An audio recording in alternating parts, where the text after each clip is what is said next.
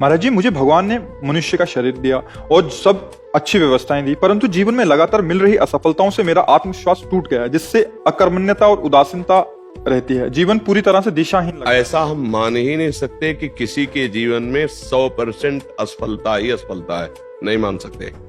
क्योंकि दिन है तो रात आएगी, रात है तो दिन आएगा, ऐसा हम नहीं मान सकते। आपके जीवन में सफलता और असफलता दोनों का चक्र चलता है, दोनों सबके जीवन में आते हैं। हाँ, आपकी मांगे इतनी बड़ी हैं कि उनकी पूर्ति करने के लिए आपके पास कर्म सामग्री नहीं है, इसलिए आत्मविश्वास आपका टूट रहा है। अब आप हीरा का हार पहनना चाहो, जेब में 100 रुपया है और आप फिर भगवान को कोसो और अपने को कोसो, तो अगर 100 रुपया है तो आप 100 रुपए की ही कामना कीजिए, 100 रुपए की वस्तु की तो आपको परेशानी नहीं होगी। ऐसे ही आपका प्रारब्ध कर्म आया है, अब आप उसके अनुसार चलेंगे तो ठीक है, और उससे ज्यादा मांग करेंगे तो उसकी पूर्ति होगी नहीं, तो आप चाहे भगवान को कोसो चाहे अपने को कोसो, उससे कोई लाभ होने वाला है नहीं। इसीलिए विवेक की जरूरत है, ज्ञान की जरूरत है। क्या आप असफलता समझते हैं? आपको बोलना सिखाया, आपके कान है, कितनी सामग्री आपको भगवान ने दी, सफलता ही सफलता है। और आप हमको कोई ऐसे तो दिखाई नहीं दे रहे कि आप फटे पुराने कपड़े पहनो, किसका प्रश्न है? हाँ, तो आप भगवान को या अपने को क्यों निराश शब्दों में ला रहे हैं?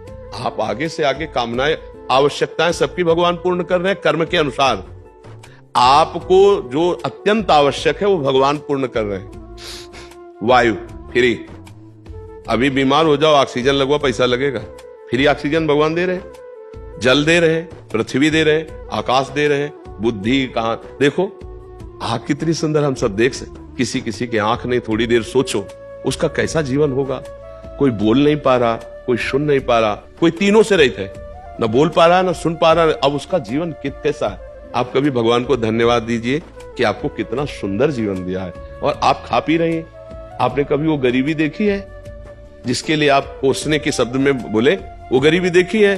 आप तो बहुत ऐसा लग रहे हैं कि अच्छे घर से हैं, तो आप ऐसा क्यों बोले? नहीं, आप ऐसा बोले क्यों? आपने अपनी वासना को इतना क्यों बढ़ा दिया?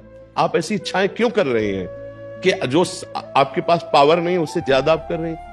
आप नाम जप कीजिए, आप तपस्या बढ़ाइए, आप सत्कर्म बढ़ाइए, उसके अनुसार आपको लाभ मिलेगा। यहां संसार में कुछ फ्री नहीं है। अगर कोई राष्ट्रपति बनी बैठी तो तपस्या की है, वो यहां फ्री नहीं है। अगर कोई अरबों रुपया में खेल रहा है तो उसने दान किया है, पुण्य किया है, तपस्या की तो है। अब पाप कर रहा है तो उसका परिणाम आएगा, सब नष्ट होगा। लेकिन पूर्व में उसने किया है, उसका फल उसको मिल रहा है। यहाँ एक पैसा भी फ्री नहीं है, हमारे कर्म के अनुसार ही हमें मिलता है, हमारे कर्म के अनुसार ही जाता है। अब वर्तमान में तुम्हारी खेती क्या है? ये तो तुम्हारी पूर्व की खेती है। अब वर्तमान में आप क्या कर रहे हैं? महाराज जी, वर्तमान में सब चीजों की वजह से मतलब कोई भी काम शुरू करो उसमें मुझे उत्सुकता नहीं है। नहीं, यही गलती कर रहे हो। पूर्व की खेती तो बिगड़ी हुई थी हमारी, अब पूर्व को लेकर वर्तमान की बिगाड़ दे तो मूर्खता ही है ना। वर्तमान की खेती चकाचक करो, उत्साह संपन्न, मदीर्घ सूत्रम, क्रिया विधिज्ञम, व्यसने सुशक्तम, सूरम कृतज्ञम, दृढ़ सौहृदं च लक्ष्मी स्वयं याति निवास है। तो ऐसे थोड़ी उत्साह से संपन्न रहो, हर सफलता को प्राप्त करने के अंदर असफलता को रौंदते जाओ। एक बार असफल होंगे, 2 बार असफल होंगे, 3 बार असफल होंगे, चौथी बार मुझे ज्ञान हो जाएगा मैं क्यों असफल हो रहा हूं, और उसमें निकल जाएंगे। ऐसा नहीं कि किसी के भाग्य में इतना ही लिखा है कि हर बार असफल होता ही चला जाए, ऐसा कभी हम नहीं मान सकते। हमारा मनुष्य जीवन कोई पशु जीवन नहीं है कि हम केवल प्रारब्ध के अधीन है। हम नवीन कर्म करके नवीन प्रारब्ध की रचना करने आए हैं। हमें निराश नहीं होना, हमें नाम जप करना है, पवित्र चरित्र रखना है, दूसरों के अधिकार की रक्षा करनी है। क्योंकि आप किसी एक परिवार में होंगे, आपका कोई परिवार के सदस्य जन होंगे, उनके भावों की रक्षा करनी है, उनकी सेवा करनी है, और सांसारिक उन्नति के लिए हमें प्रयासरत रहना है। अगर हम असफल हो जाते हैं व्यापार में, नौकरी में, प्रयास में, तो हमें निराश होकर नहीं बैठना, हमें फिर और उपाय करने हैं। किसी न किसी दिन सफलता हाथ लगी जाएगी। ऐसा नहीं है कि हम असफल होते ही चले जाएं। हम आपको एक शास्त्रीय दृष्टांत देते हैं। विद्यारण्य नाम के एक बहुत बड़े सन्यासी हुए हैं। वो गरीब ब्राह्मण के घर पैदा हुए थे, तो माता पिता के पोषण के लिए उनके पास व्यवस्था नहीं थी। तो वो चूंकि ब्राह्मणत्व में थे तो उन्होंने संतों का संग किया था, तो गायत्री अनुष्ठान किया। 24 लाख गायत्री का एक पुरस्चरण होता है। उन्होंने एक पुरस्चरण का अनुष्ठान पवित्रता से, गायत्री अनुष्ठान, माता गायत्री का, कुछ नहीं मिला।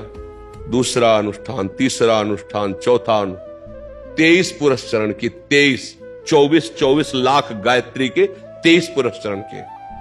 अब माता पिता पधार चुके थे, यौवन अवस्था से ऊपर अवस्था क्रॉस कर गई थी, गायत्री अनुष्ठान करते करते हार गए और उन्होंने सन्यास लिया। जो ही सन्यास लिया तो आद्या शक्ति देवी गायत्री प्रकट हो गई और उनका बेटा, यहां से लेके ब्रह्म पदवी तक तू मांग, अभी तुझे दे दूंगी।